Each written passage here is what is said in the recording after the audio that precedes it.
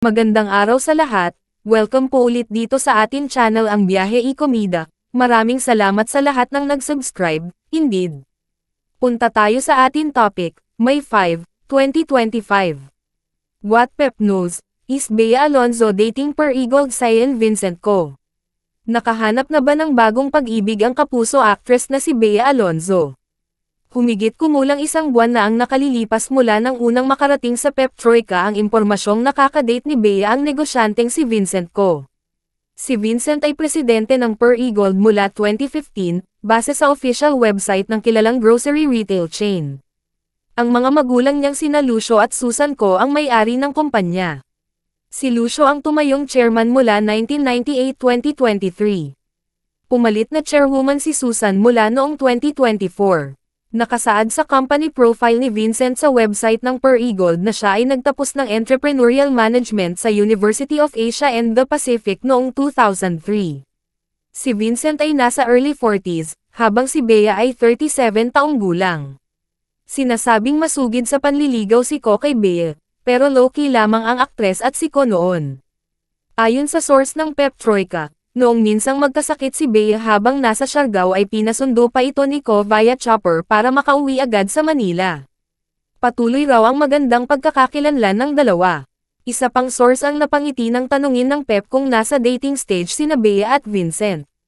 Mayaman na mabait, very polite at approachable, ang ilan sa paglalarawan ng second source kay Vincent.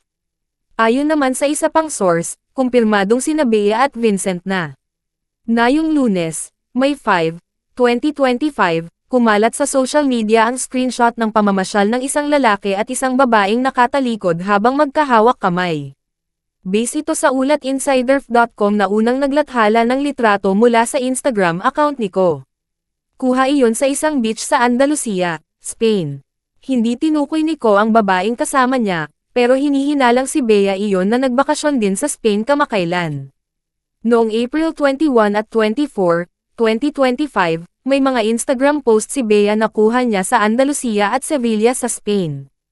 Nakasuot siya ng beige blazer, black skirt, at white rubber shoes. Tugma iyon sa suot na blazer at black skirt ng nasa litrato ni Co.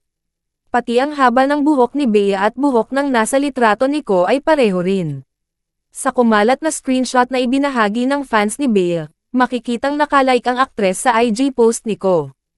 1 taon at 3 buwan ang naang nakalipas mula nang maghiwalay si Bea at nooy fiancé niyang si Dominic Roque.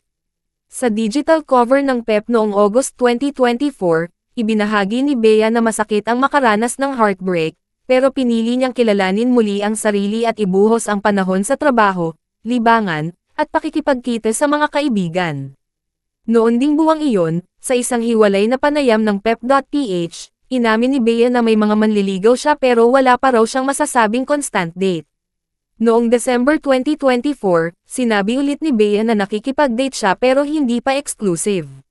Sa ngayon, wala pang opisyal na pahayag si Bea tungkol sa estado ng kanyang puso. Bisitahin ang Instagram ni Bea Alonzo at i-follow ito.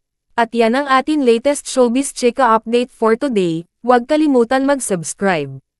Click the notification bell for more showbiz chika updates, like and share the video at suportahan po ang atin Facebook page. Maraming salamat sa lahat ng nag-subscribe, indeed.